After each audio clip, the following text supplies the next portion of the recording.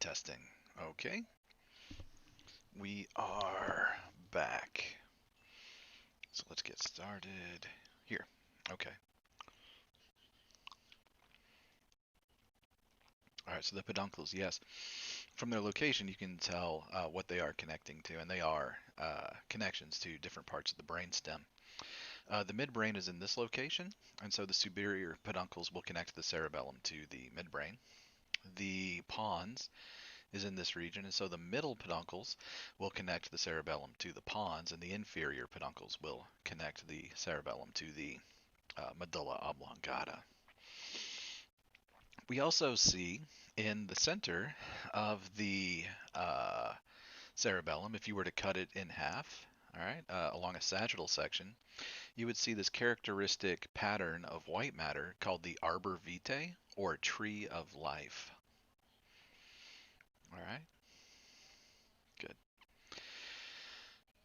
So we mentioned gray and white matter in the spinal cord. In the spinal cord, the gray matter is toward the interior and the white matter is toward the exterior. Okay? It's the opposite pattern in the cerebrum, where the outer layer is composed of gray matter and the inner layer, inner region, is composed of white matter. All right? This outer layer of gray matter in the cerebrum is known, by the way, as the cerebral cortex. Remember that a cortex in an anatomical structure tends to be the outer region or outer layer, and so the cerebral cortex is this outer layer of gray matter. Gray matter in the cerebrum, same as it is in the spinal cord, will be composed of mainly neurosomas or cell bodies, and the white matter will contain myelinated axons. Now, of course, in the central nervous system, you remember that the myelination is provided not by Schwann cells, but by oligodendrocytes. Good.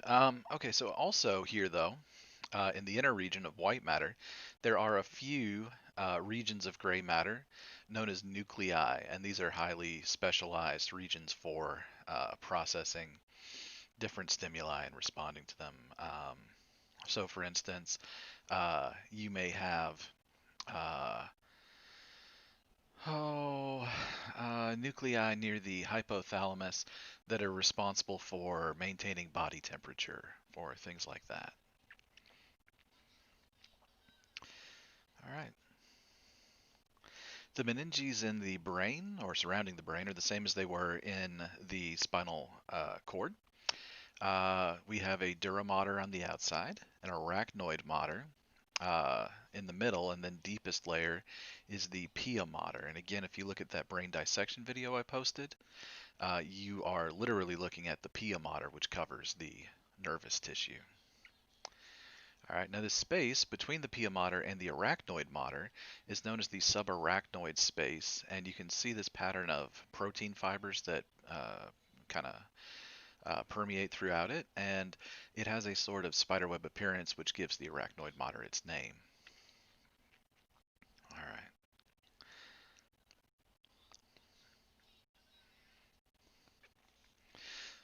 The key difference here, and we mentioned it earlier, is that the dura mater has two layers. There's a periosteal layer, which lines the bone, okay, and then there's an inner meningeal layer of the dura mater, which lines the brain, okay.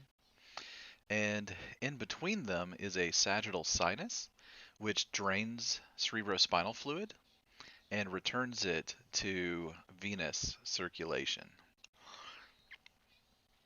All right, the dural sinuses, yes, they collect, well, not so much blood as cerebrospinal fluid and return that to circulation.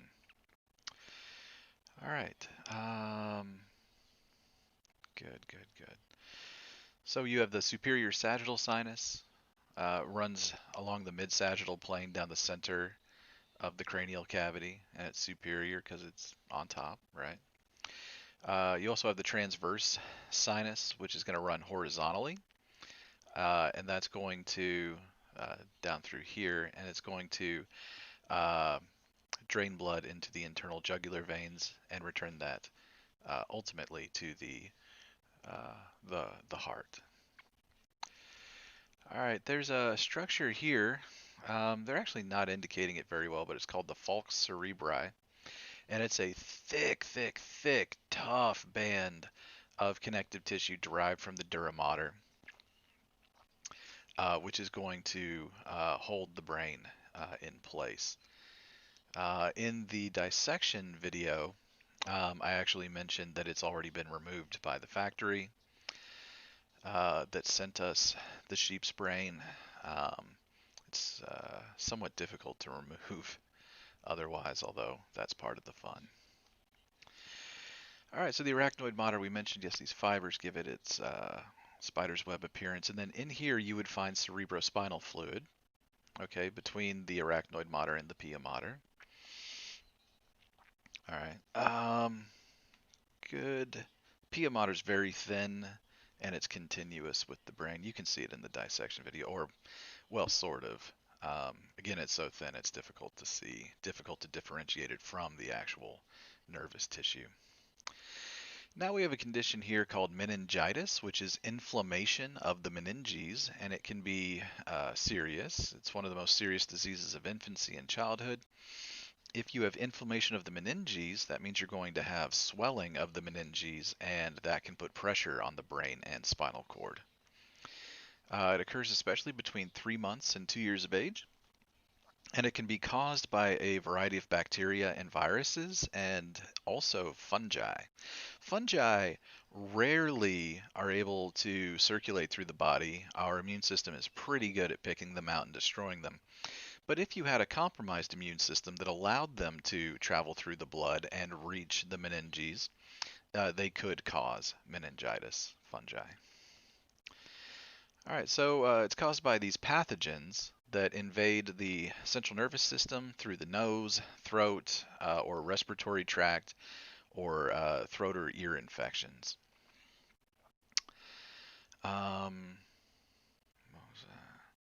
so in each case, by the way, because they're caused by different types of pathogens, we refer to the condition as bacterial meningitis, viral meningitis, or fungal meningitis, depending on what's causing it. All right, so the meningitis can cause swelling of the brain, cerebral hemorrhaging, that's bleeding out, and sometimes death within mere hours of the onset of symptoms. Signs and symptoms include high fever, stiff neck, of course, if you're going to have swelling in the vertebral column, um, around the spinal cord, drowsiness, intense headache as pressure increases inside the cranium, and vomiting. Meningitis is diagnosed partly by examining the cerebrospinal fluid for bacteria and white blood cells. An elevated white blood cell count indicates infection. And you obtain cerebrospinal fluid through a lumbar puncture, also known as a spinal tap, between the two lumbar vertebrae, L4 and L5, and drawing fluid from the subarachnoid space. Now, technically, a spinal tap refers to any puncture you do. As I mentioned, we can also do a we can also do a cervical puncture, but the cervical puncture is much more dangerous, and so typically we will do a lumbar puncture around the level of L4 and L5. All right, and of course we do that because the spinal cord is already terminated by that point, and we just have nerves running through the vertebral column. Now you can still damage the nerves, but it's less likely than if you were going for an area that had spinal cord there. And unlike an epidural injection, which has to reach the epidural space outside the dura mater, a lumbar puncture actually has to pierce into the subarachnoid space and draw fluid from in here. Now you can see that in normal meninges, the fluid is mostly clear, okay, and that there's plenty of space here in the subarachnoid space. But in the case of meningitis, the fluid will become like reddish and darker, and we will see swelling of the tissues, swelling of the nervous tissue, of the pia mater, of the arachnoid mater, and all of that's going to put pressure on the brain and spinal cord. All right. So on the floor or wall of each ventricle is a mass of blood capillaries called the choroid plexus. The ependymal cells are we mentioned a type of neuroglia that resemble cuboidal epithelium, but with cilia at their apical surface. They line the ventricles and the canals, and they cover the choroid plexuses or plexi. And the ependymal cells, again, these are neuroglia that produce cerebrospinal fluid. Cerebrospinal fluid, or CSF, is a clear, colorless liquid that fills the ventricles and the canals of the CNS and then bathes its external surface. So the function of CSF is to nourish the tissues, just like you remember in the synovial joint, we had synovial fluid that nourished the cartilage there. CSF is going to nourish the nervous tissue. It's also there, though, to absorb shock. Well, actually, synovial fluid did that too, right, in synovial joints. So CSF is also going to absorb shock. When we get hit in the head, for instance, CSF absorbs some of that force. All right, so the CSF production, it begins with the filtration of blood plasma through the capillaries of the brain. We filter the blood plasma and we get out basically water, lipid-soluble substances, and anything that we pumped through, like glucose. Here are the ventricles, by the way. There are 4 of them. There are 2 lateral ventricles to begin with, then a 3rd ventricle, and then a 4th ventricle. All right, so the lateral ventricles are seen here, and these are fluid-filled spaces within the brain. All right, and you can find these under the corpus callosum. Then that fluid, which is produced by the choroid plexus, mainly in the lateral ventricles, is going to travel down through the interventricular foramen into the 3rd ventricle, which is located near the thalamus. All right. Then that fluid flows from the thalamus down into the 4th ventricle, which is between the brainstem and the cerebellum. And then from there flows down into the central canal of the spinal cord. Okay, so the flow of CSF is from the lateral ventricles to the 3rd ventricle to the 4th ventricle down into the central canal of the spinal cord. All right. Then, of course, it's also going to flow around the spinal cord and brain to the outside as well, before being picked up by the dural sinuses and returned to circulation.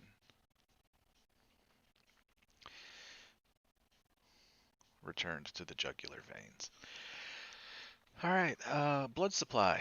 Because neurons have a high demand for ATP, all these pumps, all these ions pumps, we've got to constantly operate them. They also, therefore, require a lot of glucose and oxygen. And the constancy of blood supply is especially critical in the nervous system. A 10-second interruption of blood flow can cause loss of consciousness. An interruption of 1 to 2 minutes can significantly impair neural function. And 4 minutes without blood causes irreversible brain damage. Now, in this case, we're talking about a total blockage of blood flow to the brain. In many conditions, you have a partial blockage of blood flow to the brain. And so, in the case of a stroke, you may have a total or partial blockage to one region of the brain, but that wouldn't be a total blockage of blood to the brain. All right. Now, the region that is affected, the region not receiving blood supply, will experience brain damage within 4 minutes. Damaged brain tissue is essentially irreplaceable because these neurons cannot divide to replace themselves, and the brain therefore has to be well protected. In fact, you are born with much, much, much more nervous tissue than you will ever need. You have tons of neurons at birth, and part of the process of developing neurologically involves actually the death of neurons. We need functional, useful neurons to remain in place, and we need unhelpful neurons to die. And so I don't have the exact number memorized, but something like 10 times the number of neurons that you need, you have at birth, and then over time those die off, and we're left with the useful neurons, the ones that we need. And so that's how the nervous system, the central nervous system, gets around having to divide, is that we just start out with way too many neurons and we let the ones we don't need die off. But that leaves us in a predicament where we can't replace nervous tissue. So, got to protect the brain. The brain is well protected by the blood-brain barrier, or BBB, which consists of tight junctions between the endothelial cells that form the capillary walls. Now, remember, we talked about capillaries, and we said that there are tight junctions between them, and that some tight junctions are tighter than others, right? So the tight junctions between the capillaries in the kidney, for instance, the kidney is an organ that filters blood. That's its job. The tight junctions there are going to be pretty leaky because we want blood and other things to get through, right? In the brain, however, we need to tightly control what gets into the brain.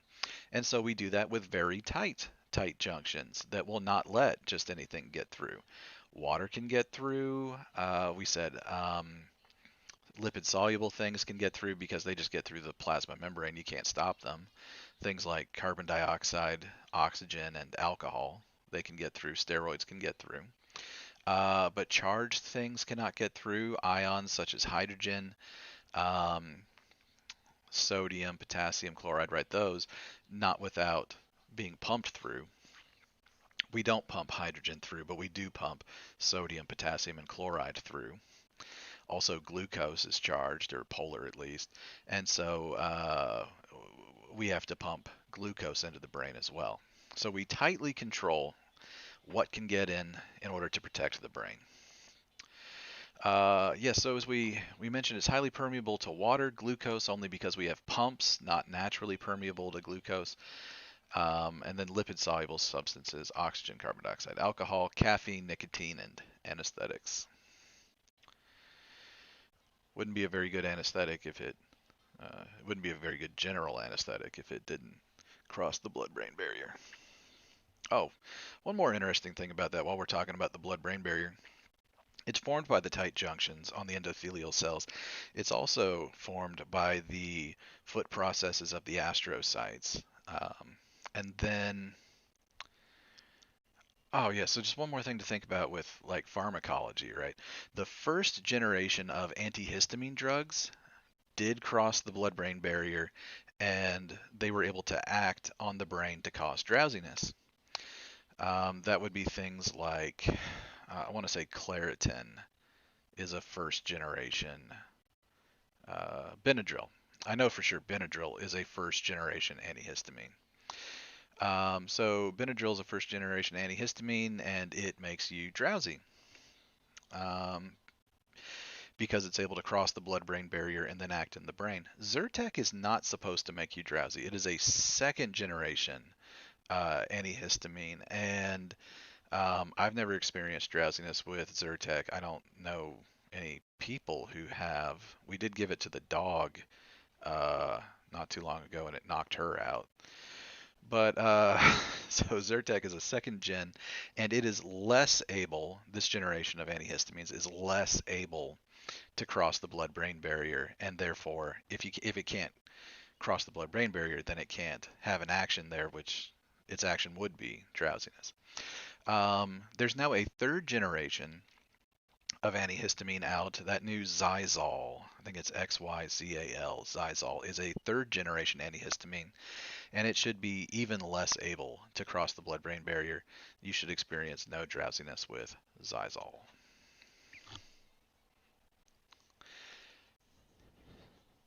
So the blood-brain barrier is one thing you have to think about with drug interactions. Do you want it to have an effect in the brain, whatever that effect is? Do you want it to not have an effect in the brain? So if you don't want it to affect the brain, you need to either take something that does not cross the blood-brain barrier or modify what you have chemically, modify the drug you currently have to make it less able to cross the blood-brain barrier. And of course, you could do that by making it polar or something like that. All right, so the brainstem is what remains of the brain if we remove the cerebrum and the cerebellum. All that would be left is the brain stem. And it consists of three major portions: the midbrain, the pons, and the medulla oblongata. Now, one note about medulla oblongata, ever since that Waterboy movie came out where the guy's yelling, "Boy, something's wrong with your medulla oblongata." A lot of people pronounce this medulla oblongata now. Um, while that may be acceptable, just understand wherever else you see this word in the body, it should be pronounced medulla. We'll take medulla oblongata. That's fine. All right, so caudally, the brainstem ends at the foramen magnum, and then we see the beginning of the spinal cord from there on. All right. So the medulla oblongata it's labeled here, but it's really more down here. The medulla oblongata, there I did it, begins at the foramen magnum of the skull, and it ends at a groove between the medulla and the pons. Okay, here's the pons. Okay, pons has got this bulge shape. All right, good. So all nerve fibers that connect the brain to the spinal cord pass through the medulla. Some of these are going to be, of course, ascending and some descending motor fibers. The medulla oblongata, in other words, is basically a connector between the midbrain and the rest of the brain and the spinal cord. All right, the pons. Pons is easily spotted by this characteristic bulge, this kind of lump that sticks out anteriorly. You can spot that pretty easily. It's about 2.5 centimeters long, and posteriorly there are two cerebellar peduncles, the middle and the superior, right? And they connect the cerebellum to the pons in the midbrain. It exhibits a continuation of the reticular formation. The reticular formation is a network of uh, nerve fibers that runs through the midbrain, largely through the pons, and it's responsible for things like sleep, respiration, and posture. In fact, if you damage the pons and you damage the reticular formation, that can result in irreversible coma. All right, and the cranial nerves 5 through 8 begin or end in the pons. The reticular formation, oh yes, we mentioned, a loosely organized web of gray matter that runs vertically through all levels of the brainstem, consists of more than 100 small neural networks. Functions include somatic motor control. It aids in muscle tension, maintaining tone, balance, and posture, as well as cardiovascular control, pain modulation, and then sleep and consciousness. As we said, injury can result in irreversible coma. And habituation. Habituation is where the brain learns to ignore repetitive, inconsequential stimuli. For instance, now that I'm thinking about habituation, I'm aware of the fact that the fan in my room is blowing. But prior to that, I was unaware of it. My brain had become habituated or used to the constant sound, and so I learned to ignore it.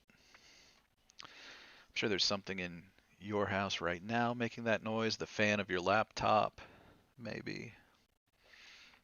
The hum of the air conditioner. Something to which you have become habituated.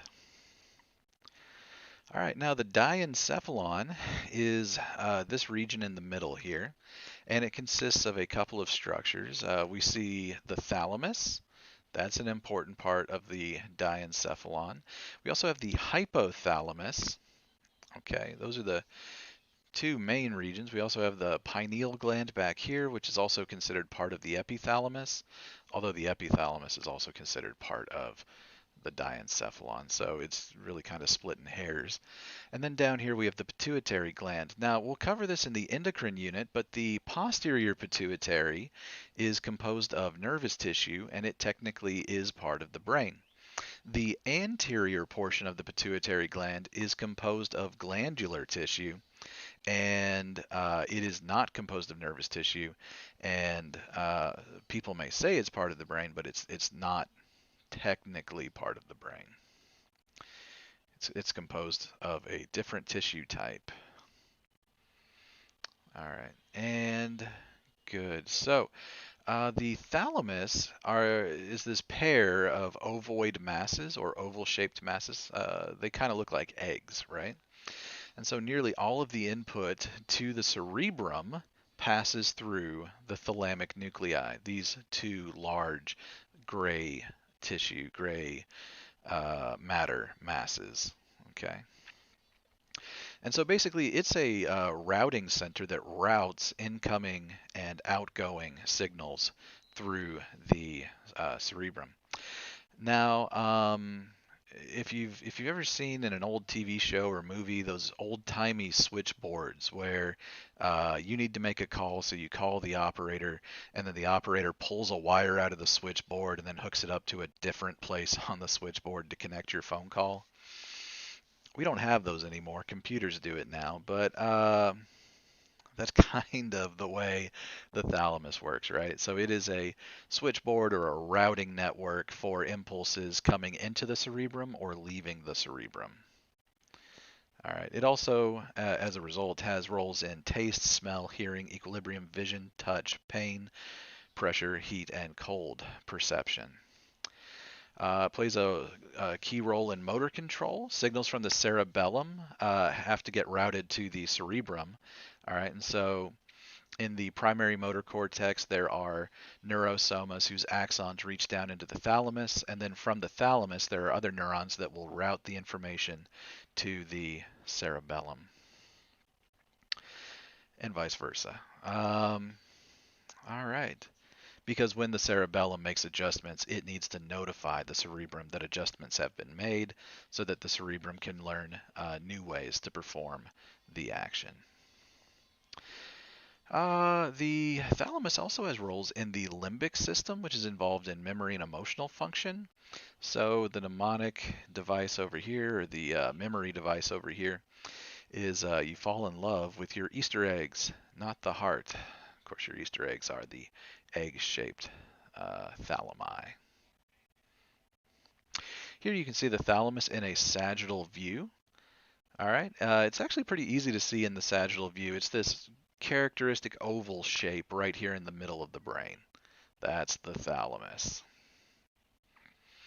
And then down below that is the hypothalamus. Of course, you know that the prefix hypo means below, and so the hypothalamus is below the thalamus.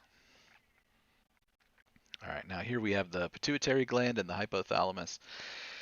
The hypothalamus forms the floor and part of the walls for the third ventricle, which you can see here. By the way, lateral ventricles are up here under the corpus callosum. Third ventricle is in here next to the thalamus. Okay. Fourth ventricle down here by the cerebellum. All right, so the pituitary gland is attached to the hypothalamus by a thin stalk called the infundibulum. All right. We mentioned there is an anterior portion and a posterior portion. All right. Anterior pituitary is composed of glandular tissue. The posterior pituitary is composed of nervous tissue. Now, it actually does, the posterior pituitary does secrete hormones. These hormones are produced in the hypothalamus, transported to the posterior pituitary, which stores these hormones until it's time to release them. And it does that when it is stimulated to do so by neurons coming from the hypothalamus. The hypothalamus sends action potentials down to the posterior pituitary and stimulates it to release the hormones that it stores. Easy to remember, there are only two hormones that are released by the posterior pituitary, and that's ADH, or antidiuretic hormone, and oxytocin. Quite a few more hormones are released directly by the hypothalamus or the anterior pituitary. Should just go ahead and mention, you can see this strip in here, the pars intermedia. In between the anterior pituitary and the posterior pituitary, in the fetus, there is a third or middle lobe of the pituitary gland. There's a middle pituitary, but that gets absorbed after birth by the anterior pituitary. All right, the optic chiasm, one last thing. The optic chiasm, you should be able to see that in the dissection video. This is where the optic nerves meet and cross over. Some of the fibers will cross over. Not all of the fibers, just the medial fibers will cross over. The lateral fibers don't. And we've got a picture of that, I believe, when we get to the senses unit. All right, so the hypothalamus is incredibly important. So it has its foot in both worlds, sort of in the nervous system and then also in the endocrine system. And its role as a major signaling center is to maintain homeostasis. So it's not responsible for all of homeostasis. We have respiratory centers in the brainstem, things like that.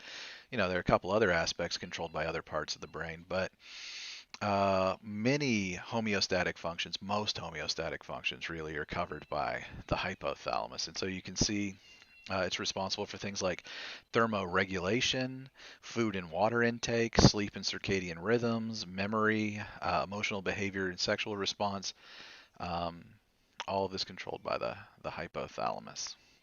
Oh, as well as many autonomic effects, so controlling the internal organs, the digestive organs and such. All right, there you can see the hypothalamus. This arrow is not quite right. You can see the oval mass here for the thalamus, which means down here is the hypothalamus. Kind of a blurry image, not the best.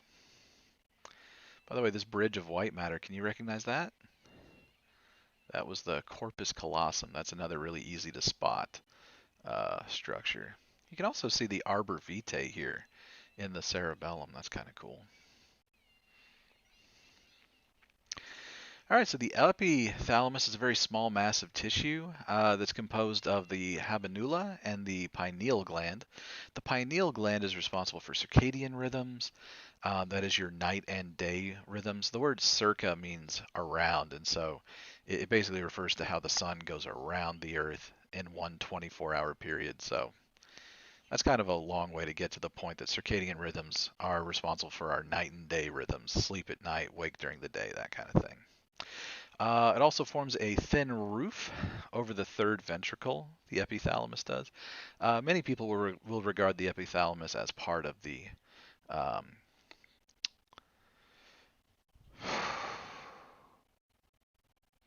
not thalamus. Why is that word escaping me? Anyway, I said it earlier. All right, so here we go. We're moving on to the cranial nerves.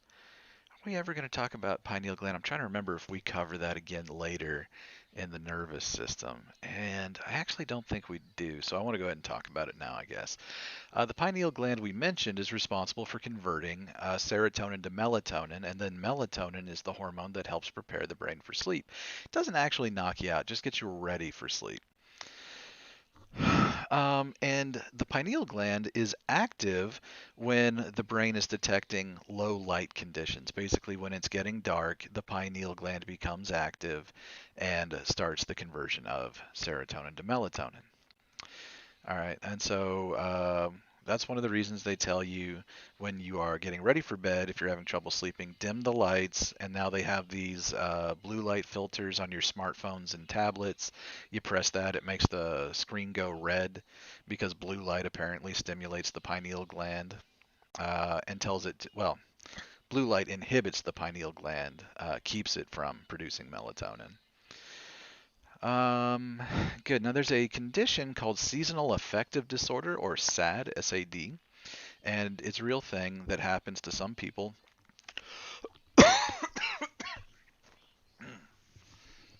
Every winter, especially. These people with seasonal affective disorder, have overactive pineal glands. And so you know that in the winter there's less sunlight. It's dark most of the time, or a lot of the time in the winter. And these overactive pineal glands are converting too much serotonin to melatonin. And when that happens, you have not enough serotonin. Remember, serotonin was important for regulating mood, and so without it, you get depressed. And then they also have too much melatonin, which means they're constantly tired and ready to sleep. So they're depressed and lethargic as a result of the overactive pineal gland. All right. Treatment for seasonal affective disorder is actually a lamp. Sticking your face in a sun lamp and getting exposure to simulated sunlight is the treatment for seasonal affective disorder. All right, now we're going to cover cranial nerves, and that's going to finish up this lecture. All right, we'll pick it up later with the autonomic nervous system. We'll cover that, then we'll cover the special senses, and we'll be done for the semester. So there are 12 cranial nerves. All right, this is going to take some study. All right. So they are numbered 1 through 12, and they are the olfactory, optic, oculomotor, trochlear, trigeminal, abducens, facial, vestibulocochlear, glossopharyngeal, vagus, accessory, and hypoglossal nerves. Now, the mnemonic I always use with my students, this is one that my anatomy professor used when I was a student, was, oh, once one takes the anatomy final, very good vacations are heavenly. And I like this one because we always cover cranial nerves at the end of the semester, and all of us are looking forward to at least a 1 or 2 week break at the end of it, right? So this mnemonic is also good because it gets all of the nerve names correct. Some of these nerve names have changed over time, and there are a lot of mnemonics available on the internet that will get the names incorrect. So, for instance, let's see here. Cranial nerve 8 is now known as the vestibulocochlear nerve. And then we have a V for very in our mnemonic. A lot of the mnemonics out there use the old name, which is the auditory nerve, right? Or the acoustic nerve. And either way, that's going to be an A that throws off your mnemonic and gets you wrong. Okay. Why is it no longer the auditory nerve? Well, cranial nerve 8 does innervate the cochlea and therefore receive signals related to hearing, right? So auditory, yeah, that's fine. But it also has a vestibular branch that is responsible for equilibrium, and we'll see that in just a little bit. So vestibulocochlear is a better name. It's the more modern, more accurate name.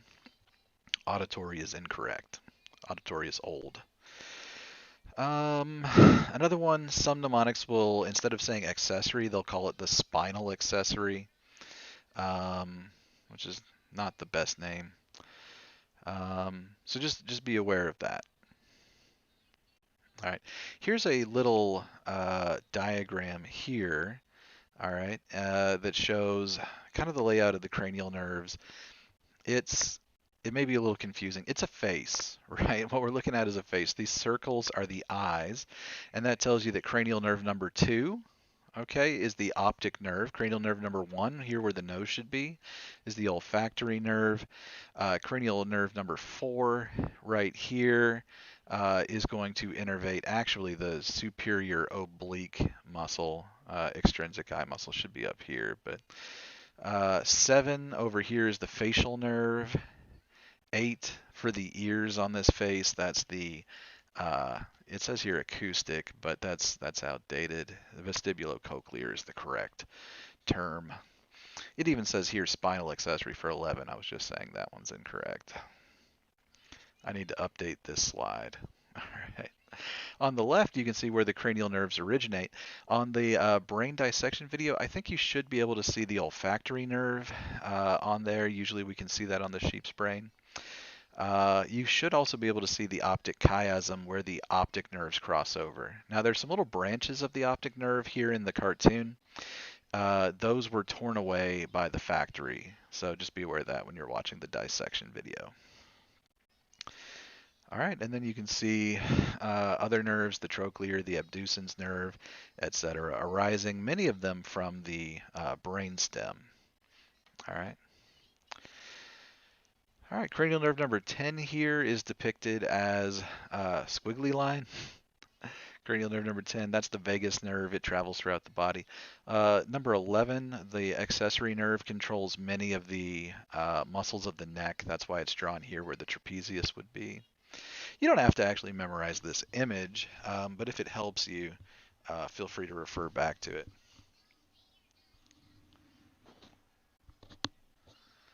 All right, so number 1 is the olfactory nerve, and it's characterized by these bulges called the olfactory bulbs. These swellings are where we're going to see nerve fibers leaving and passing through the cribriform plate of the ethmoid into the nasal cavity.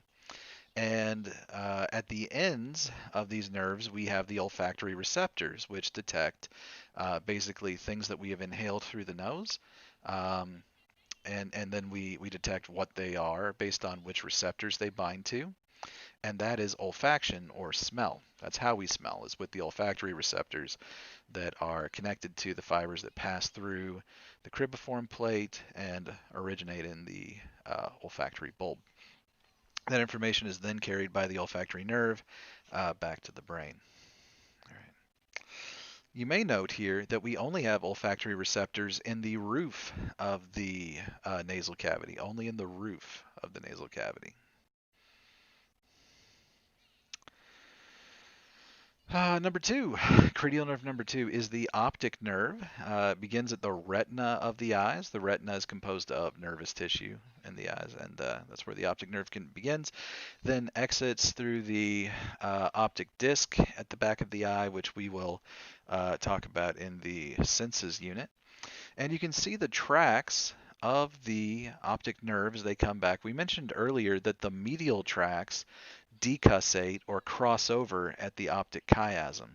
The lateral tracks here do not. The lateral tracks do not decussate. They remain ipsilateral.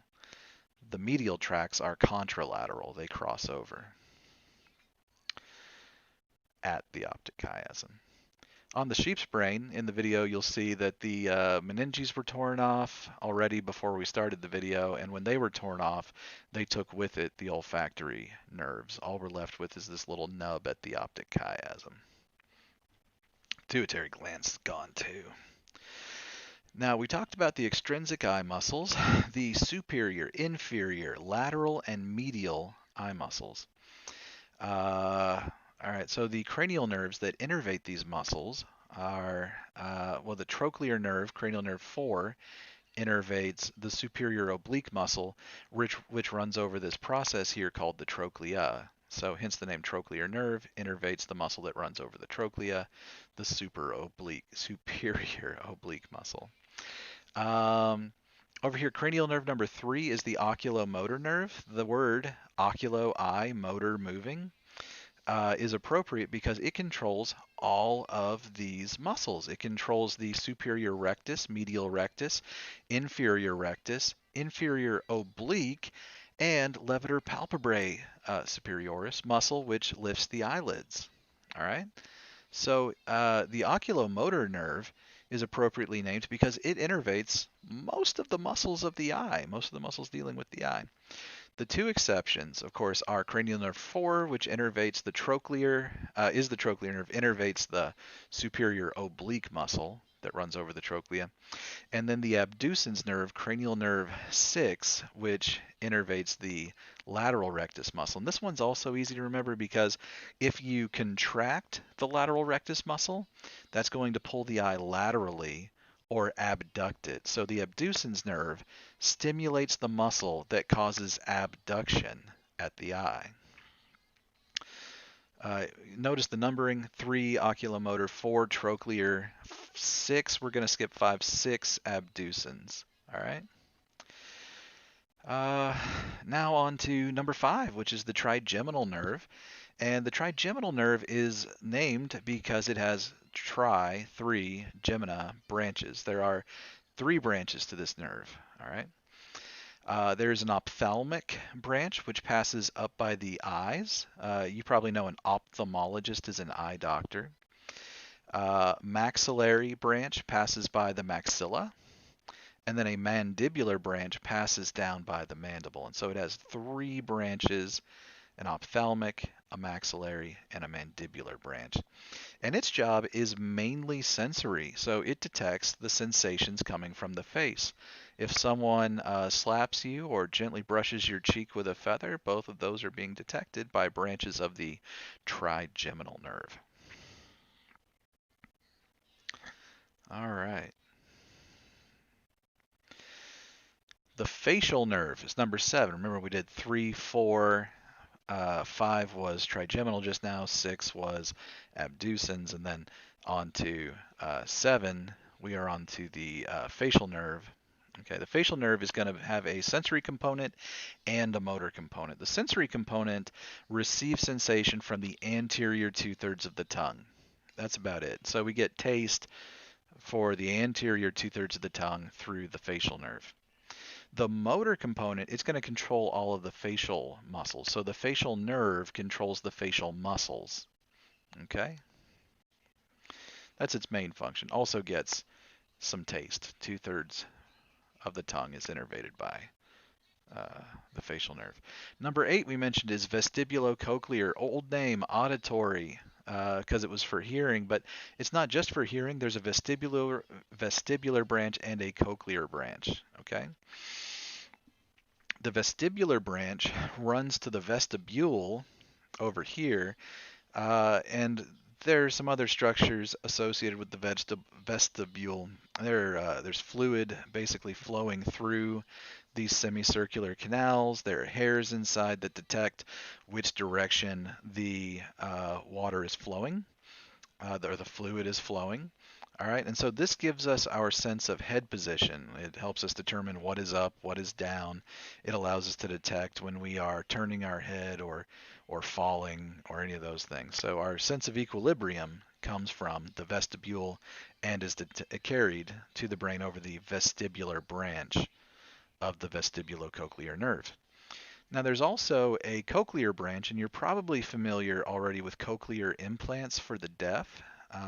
They can help deaf people, especially deaf children, hear again. So the cochlea is responsible for hearing, and the cochlear branch of the vestibulocochlear nerve is responsible for that, for conveying those signals to the brain. All right, cranial nerve 8, vestibulocochlear.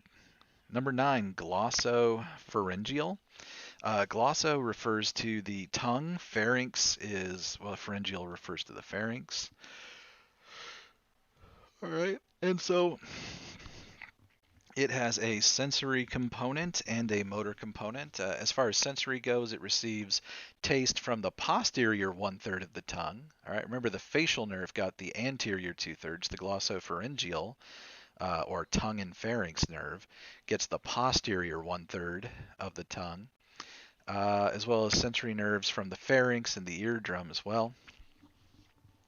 And then a motor component controls the stylopharyngeus muscles that allow for swallowing and the parotid salivary glands. And so the glossopharyngeal nerve, tongue, pharynx, is going to receive the posterior one-third of taste receptors or taste sensation. It's also going to control the muscles responsible for swallowing and the glands responsible for producing saliva, the large parotid salivary glands. There are also sublingual and submandibular saliva glands, but the largest are the parotid. All right, now next up, cranial nerve 10 is the vagus nerve, and it's an important nerve. As you can see, this nerve goes everywhere, and it's involved in the autonomic nervous system. So it receives information from the pharynx, the external acoustic meatus, the diaphragm, but also the internal organs of the thoracic and abdominopelvic cavities. Things like stretch, distortion in those organs. That's important feedback that we get. And then the motor component controls the pharynx, the autonomic motor fibers that control propulsion of contents through the stomach. All right, this nerve goes almost everywhere. It's important in the autonomic nervous system,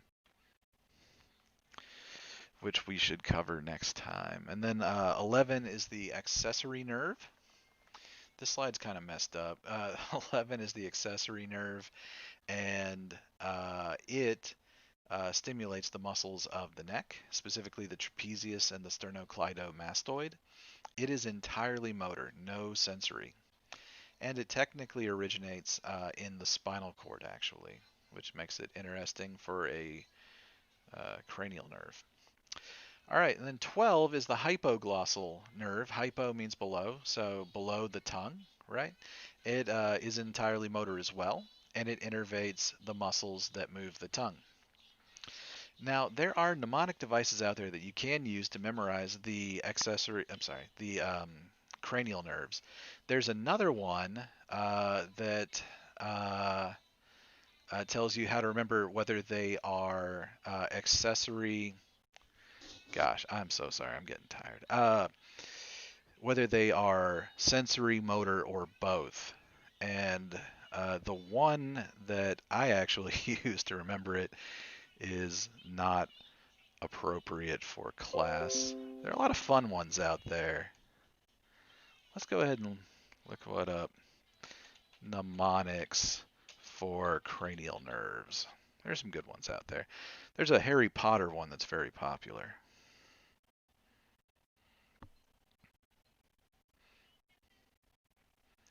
Ah, here we go. So if you want to remember them in order, you can remember. Some say marry money, but my brother says big brains matter more. All right. S for sensory, M for motor, B for both. Okay. All right. So yeah, some great mnemonics out there. On occasion, our trusty truck acts funny. Very good vehicle, anyhow. Yeah, that one's fine. We got vestibulocochlear V. We got there's an yeah accessory cranial nerve 11. That's good. All right, so this is a good one right here. There are plenty of fun ones out there. Let's see if we can find a fun one real quick. Mm, no, not that one. No. Okay, I'm gonna stop. There's some pretty inappropriate ones there. I can't tell you those, but there are plenty of fun ones. There's the Harry Potter one's very popular. All right. Well, thanks for tuning in again, guys. And next